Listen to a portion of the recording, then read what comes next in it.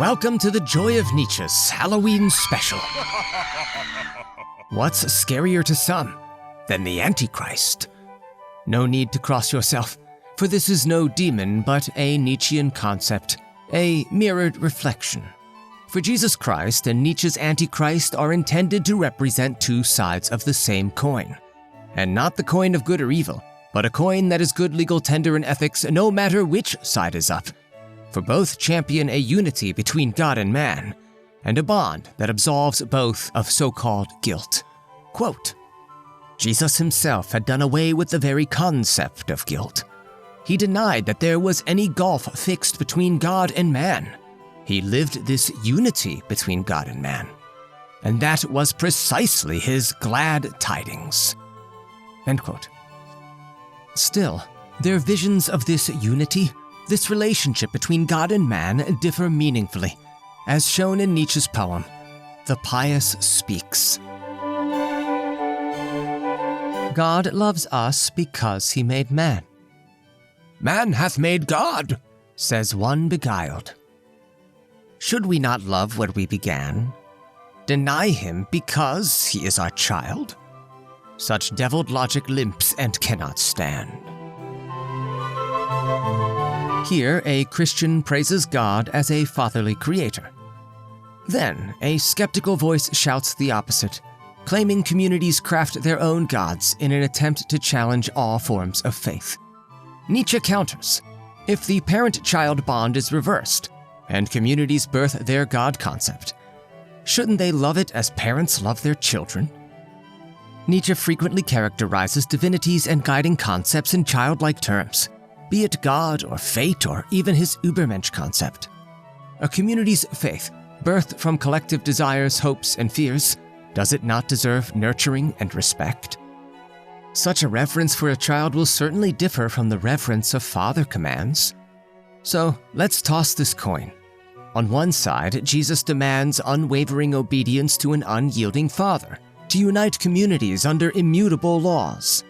On Nietzsche's side, he asks communities to actively shape their divinity like a teachable child god, who uniquely unites each community by being uniquely responsive to the ebb and flow of their collective challenges and dreams.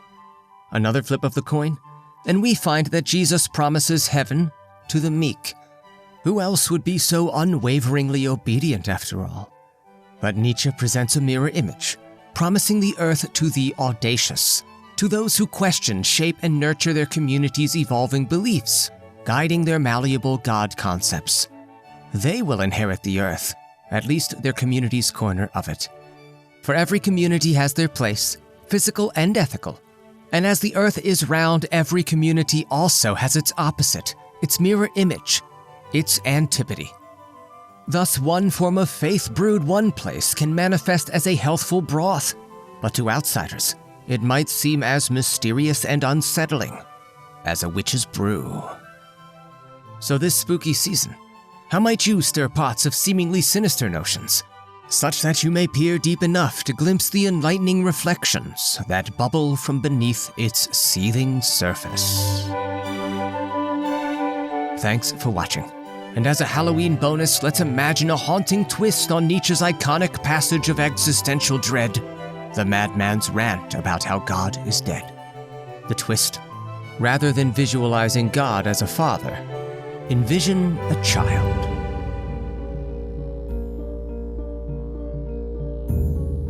Have you ever heard of the madman who on a bright morning lighted a lantern and ran to the marketplace calling out unceasingly, "I seek God! I seek God!" As there were many people standing about who did not believe in God, he caused a great deal of amusement. "Why? Is he lost?" said one. "Has he strayed away like a child?" said another.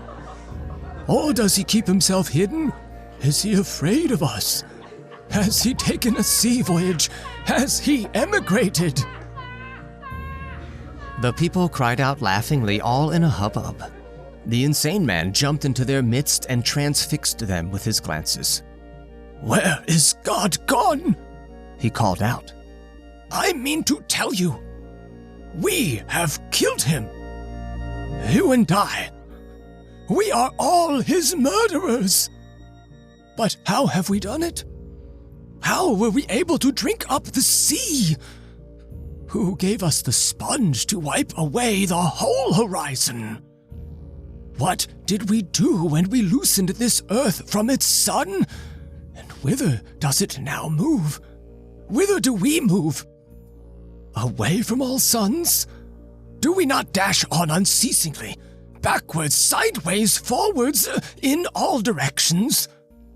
Is there still an above and below? Do we not stray as through infinite nothingness? Does not empty space breathe upon us? Has it not become colder?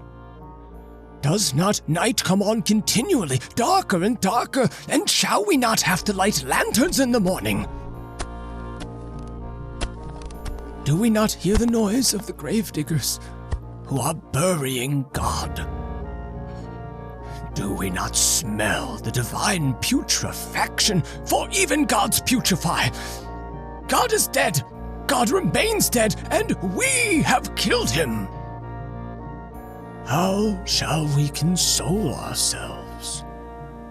The most murderous of all murderers, the holiest and mightiest that the world has hitherto possessed, has bled to death under our knife. Who will wipe the blood from us? With what water could we cleanse ourselves? What lustrums? What sacred games shall we have to devise? Is not the magnitude of this deed too great for us?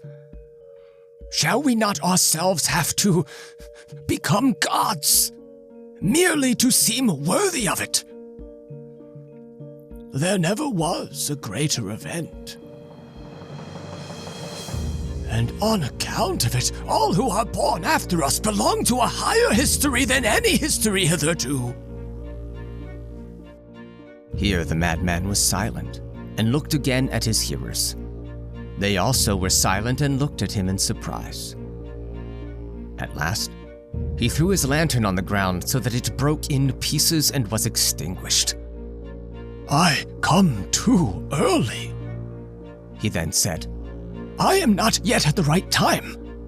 This prodigious event is still on its way and is traveling. It has not yet reached men's ears. Lightning and thunder need time. The light of the stars needs time. Deeds need time, even after they are done, to be seen and heard. This deed is as yet further from them than the furthest star, and yet they have done it. It is further stated that the madman made his way into different churches on the same day, and there intoned his Requiem Aeternam Deo. When led out and called to account, he always gave the reply, "What are these churches now, if they are not the tombs and monuments of God?" End of Nietzsche's parable, The Madman. Happy Halloween. And if this tale has driven ye mad, and you still like this video, then again, shatter, O my brethren, the like button, and tatter the maxims of the world maligners in the comment section below.